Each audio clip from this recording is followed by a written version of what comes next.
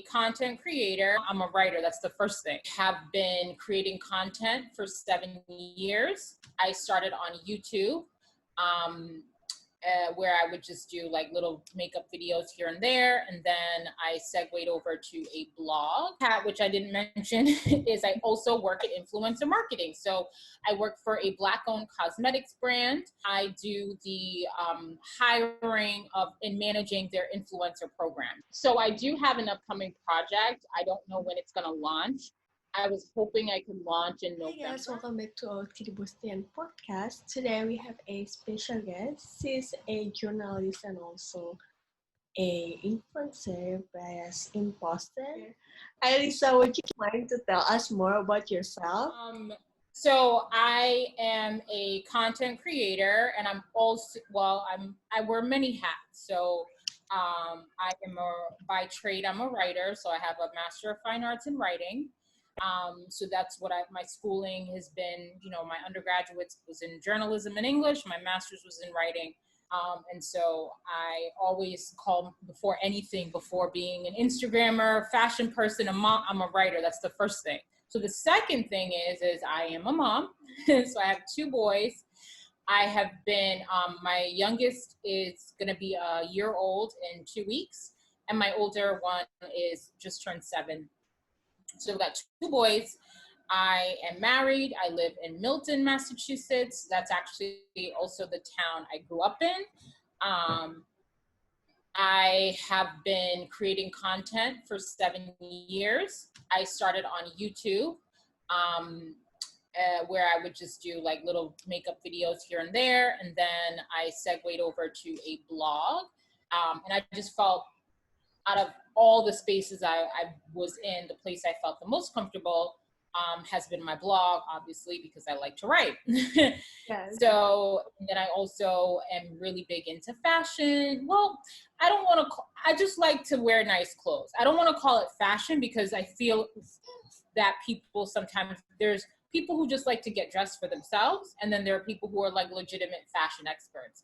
For instance, I was emailed by a reporter like a few days ago, and he asked me to comment on, he wanted to have my opinion on a designer and this jacket that he had designed for Beyonce. And I said to the reporter, I said, look, I'm not a fashion expert. All I do is wear, you know, whatever I like, and I put it on and I take a picture on Instagram. There are people who are legitimate, like people who study designers, who know what's going to be the hottest trends, who go to all the fashion shows. They go to New York Fashion Week, they go to Paris Fashion Week, they go, you know, there are people who are literally fashion experts. Like, I could never write about fashion. All I can talk about is what I like to wear. So anyway, I referred him to another Boston area blogger who's also a fashion stylist, very, very knowledgeable about fashion. She even like sews and stuff. Like, she could probably make clothes, like, you know.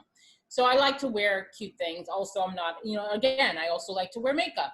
Yes. I do makeup, but on myself. I don't want to do it on anybody else. I'm not a makeup artist. I'm not a makeup expert. I'm a makeup enthusiast. So I'm a makeup enthusiast, and I'm a clothing and shopping enthusiast. I'm a writer. I'm a mom.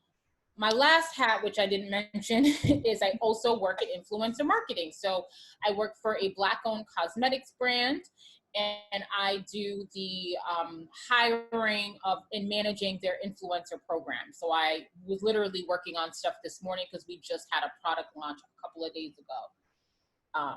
So yeah. That's cool. How about like from clothing? What inspired your style? What inspires my style? I don't know. I think it just sort of, I'm trying to become like, I'm very trendy. So it's oftentimes I just incorporate what's already, you know, what's popular, and then I get into it. And I'm not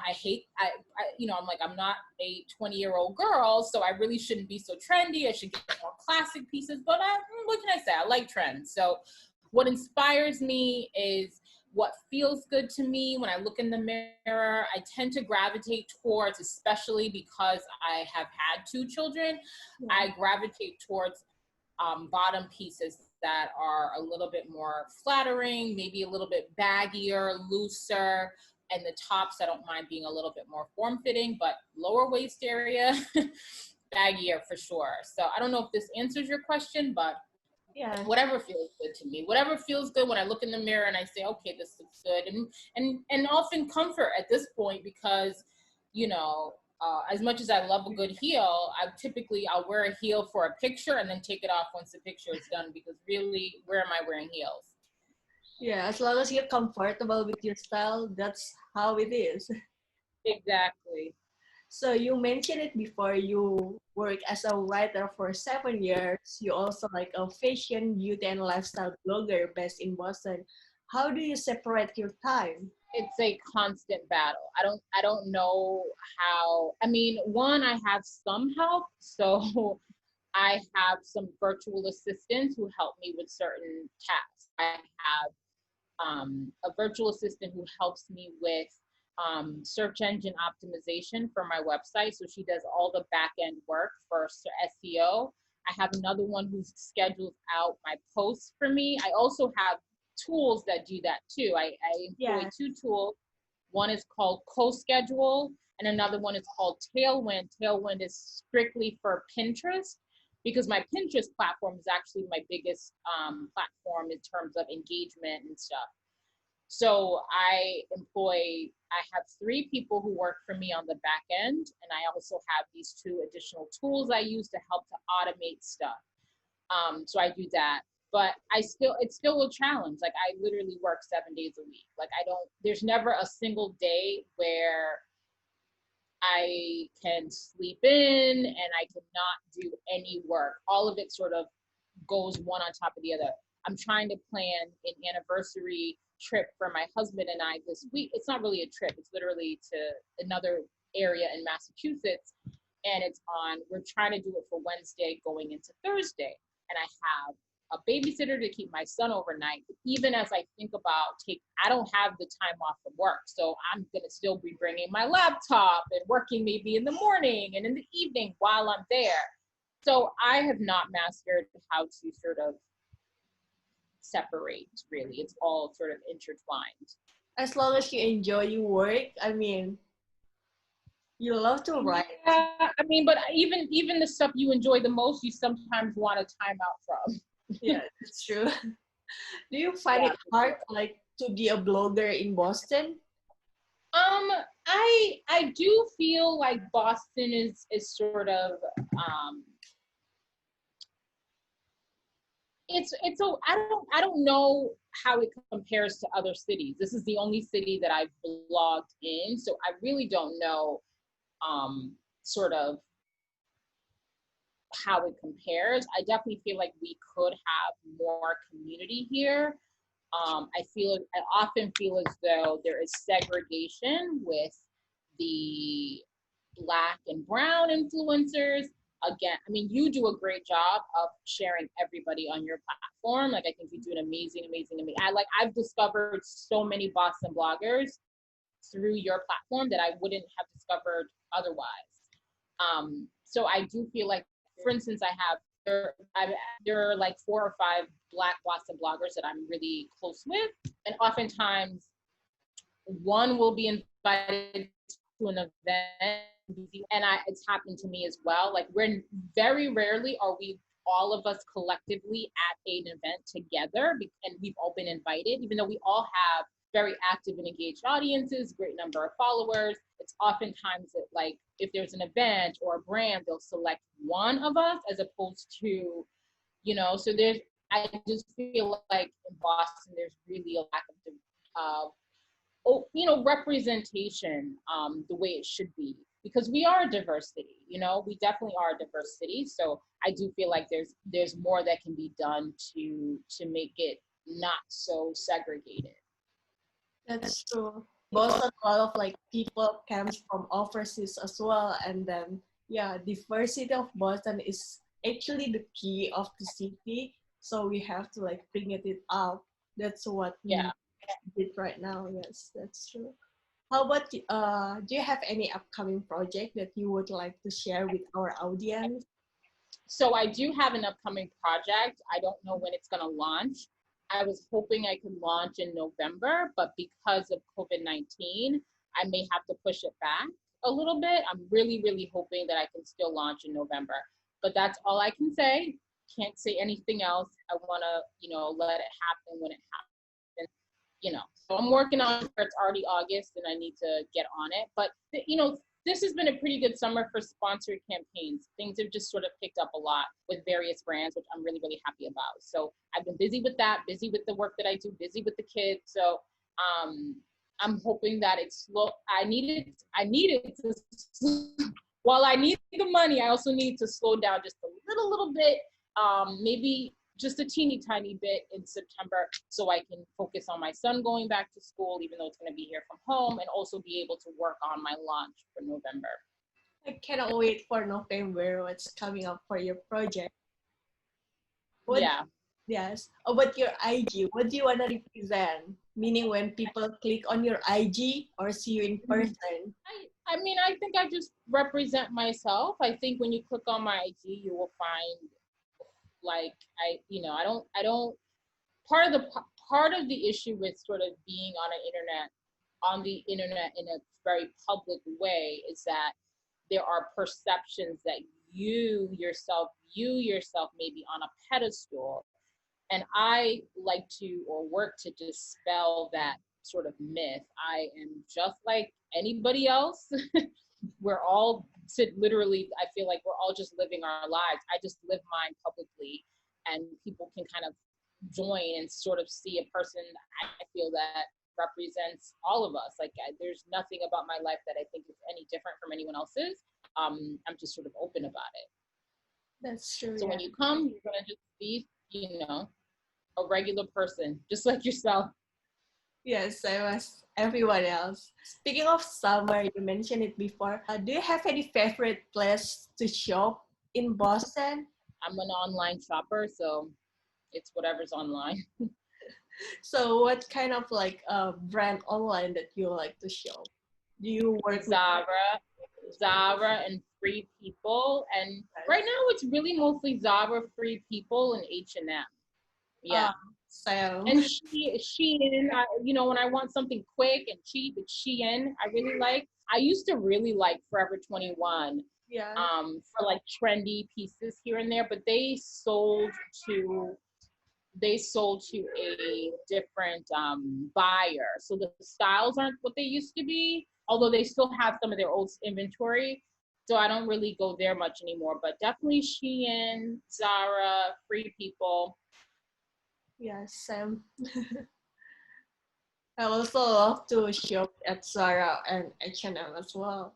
How about Yeah. your favorite spot in Boston? When you took your picture, do you have any recommended place around Boston that you like to share with us? Where do I like taking pictures in Boston? I think around Copley. Copley Square. I like Copley. I just like the different buildings. I like that area. Although I like shopping on Newberry Street, I don't love Newberry Street for pictures because it's just one all flat terrain. The North End is also amazing, but a lot of us, as we know, we're changing in our cars. We're changing in our cars to put something else on. Yeah. So the North End, unfortunately, doesn't have parking. So you can't really, find a place to quickly change and, although I do really like of all the places, I would say that the North End is my favorite to take pictures because each street looks so different. And I lived in New York for 8 years, and it reminds me so much of my time in New York. So I like the North End. I like around Copley. Everyone loves sort of Acorn Street and Beacon Hill. I just feel like it's been played out, so it's not my favorite.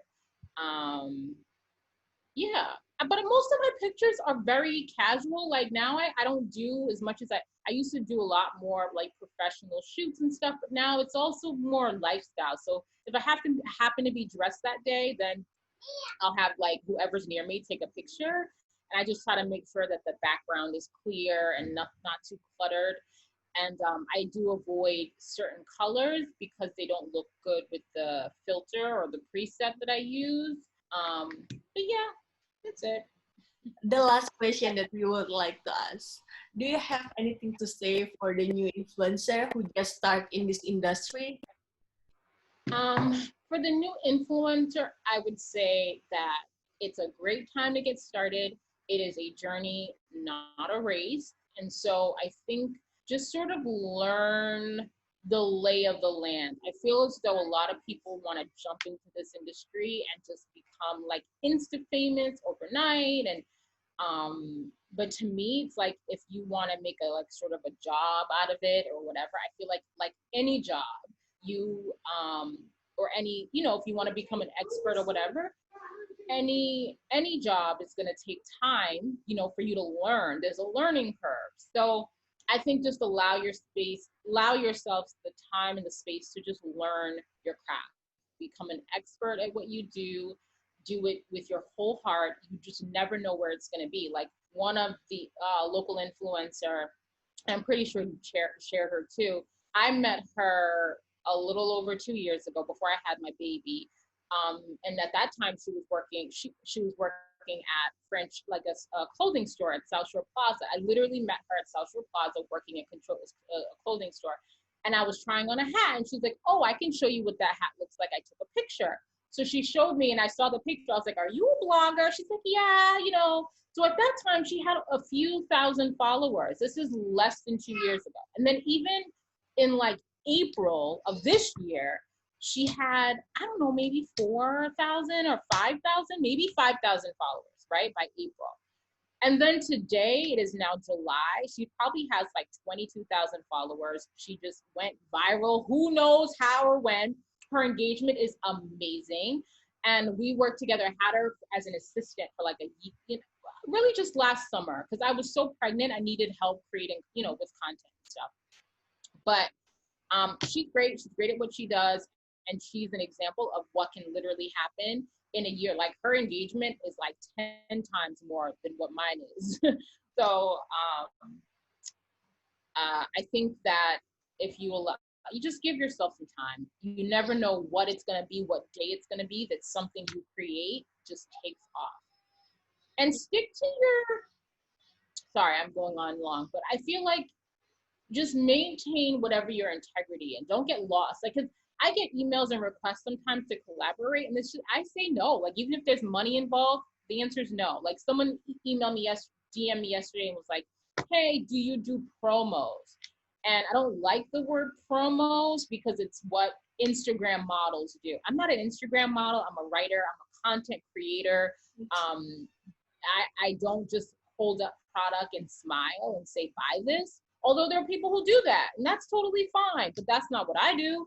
So I think as long as people, you know, you don't have to say yes to everything. That's another bit of advice. Yeah, because sometimes when you growing your market, like there's a lot of brands actually reach out to you. That's your time, like to take your time and then rethink about is this brand is really represent you as well. Right, right. Like what aligns with who you are, not everybody. And this person, like they, because there are people who just, as long as there's a check, they will promote it. So this person was promoting her, I guess her own herself. Like she's a, you know, wanted me to, I guess, shout her out. But if I haven't used whatever the product is, I'm not familiar with it, it doesn't align with who I am, I'm not gonna promote it. Sorry. Yes, Yeah. thank you so much for your time. I learned a lot You're from you. welcome. I Yeah, will take care. bye. Have a good Yeah, Sunday. Bye. bye.